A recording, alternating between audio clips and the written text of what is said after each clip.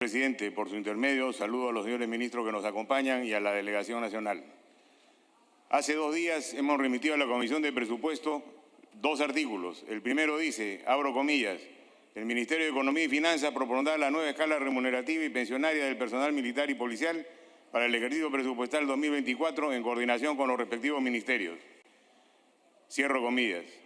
Segundo artículo, abro comillas, se autoriza el otorgamiento de un bono excepcional por única vez de 2.000 soles para el personal militar y policial en situación de actividad y pensionistas, el cual será pagado en diciembre del 2023, en tanto se ejecuta la nueva escala remunerativa. Cierro comillas. Estos 2 pedidos debieron estar ayer en las disertaciones del ministro de Defensa y del ministro del Interior, que deben preocuparse por su personal, pero no le dedicaron ni un segundo a ese tema.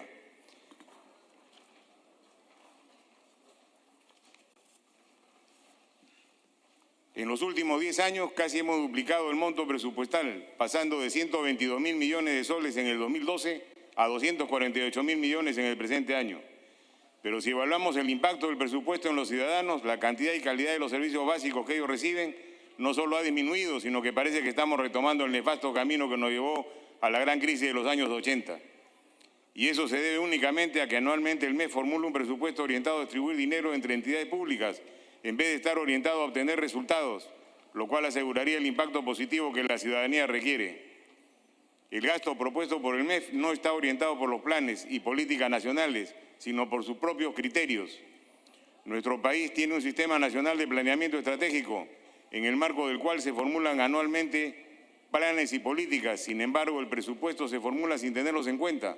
Por lo tanto, no es un presupuesto orientado a resultados, sino orientado a actos administrativos, los cuales no están relacionados con los objetivos nacionales ni con los objetivos de las políticas públicas.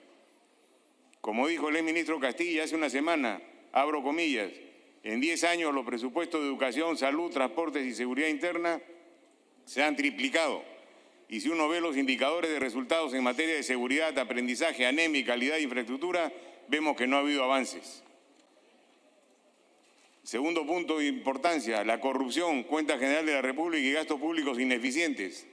Como sabemos, el Contralor de la República ha declarado, abro comillas, el año pasado a nivel de todo el Perú se perdieron más de 25.000 millones de soles.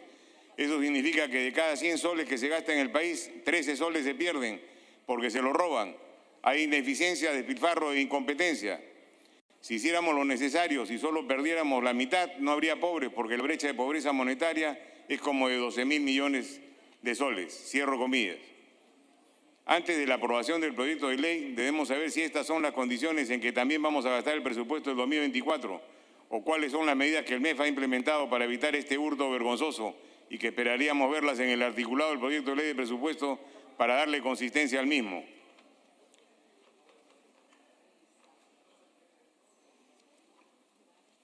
Ese dinero ha sido gastado en darle fondos a grandes obras, tales como la Interoceana Norte y Sur, los Panamericanos, la Refinería del Talada, el Gasoducto del Sur, el Centro de Convenciones de Lima y otros. Solo por dar un ejemplo, con el dinero que hemos destinado a la cuestionada Refinería de Talada, podríamos haber becado a 60.000 jóvenes peruanos para estudiar maestrías en Estados Unidos, o hubiéramos concluido los 3 tramos más importantes del tren longitudinal de la costa. Asimismo, siempre tengamos presente la rapidez con que el MEF aprobó el nefasto decreto de urgencia 102-21 del 29 de octubre del 2021, destinado a financiar gastos en obras asignadas en medio de la corrupción del gobierno de Castillo. El tercer punto, ineficacia en el manejo de los recursos humanos del Estado. No deseo hacer perder el tiempo a mis colegas parlamentarios con una verdad por todos conocida.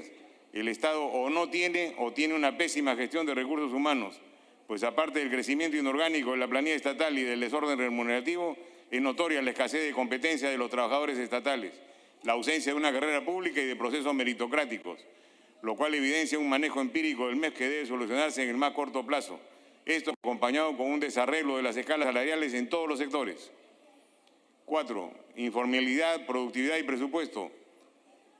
El presupuesto siempre es un equilibrio entre ingresos y gastos, y durante muchos años se nos ha limitado el gasto en remuneraciones y pensiones de los trabajadores estatales, porque supuestamente no hay dinero.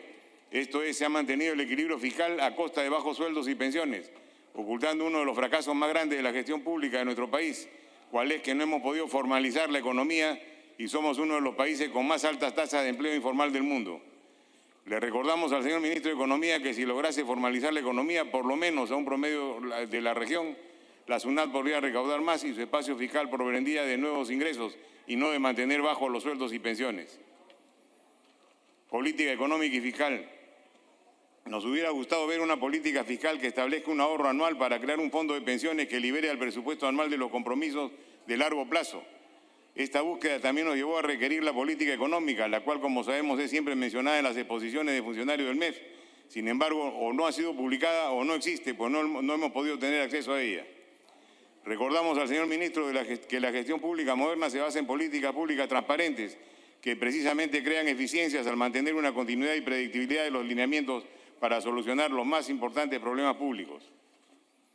Para concluir, señor ministro, reitero a usted, por su intermedio, señor presidente, reitero a usted los dos requerimientos que tantas veces he solicitado considerar en el presupuesto. La mejora de las pensiones de los pensionistas de la ONP, los cuales ganan pensiones mínimas y son muy mayores de edad, con lo cual el Estado no solo tiene una deuda monetaria, sino también ética, porque no se puede pagar con topes congelados y antitécnicos a quienes han aportado durante muchos años en moneda con valor real. Se requiere que el MES presente a la brevedad una propuesta realista que considere una bonificación desde este mismo mes. Y reitero la recuperación de la capacidad adquisitiva de la remuneración de los soldados y policías, las cuales están congeladas desde por lo menos el 2012, sin que los sucesivos gobiernos se hayan preocupado, pero sí los tienen listos cuando son llamados para atender las necesidades del país. Debo recordar a este Congreso y al Ejecutivo que el primer recurso que se necesita para combatir el crimen y la inseguridad es el recurso humano, y nuestros policías perciben remuneraciones de la más baja de la región, las cuales están congeladas desde el 2012. A pesar de estos 10 años, el presupuesto público se ha duplicado. No perdamos tiempo censurando ministros. Ninguna política de seguridad ciudadana va a funcionar con policías mal pagados y desmotivados. No necesito explicarles la importancia de tener unas Fuerzas Armadas que son el pilar de funcionamiento del Estado. El recurso más importante que tienen esas Fuerzas Armadas, a las que recurrimos cada vez que hay problemas, es su personal. Esos soldados a los que obviamos a la hora de pagar buenos salarios, de los cuales nos olvidamos a la hora de pagar bonos, pero a los cuales sí recorrimos cuando la nación está en peligro.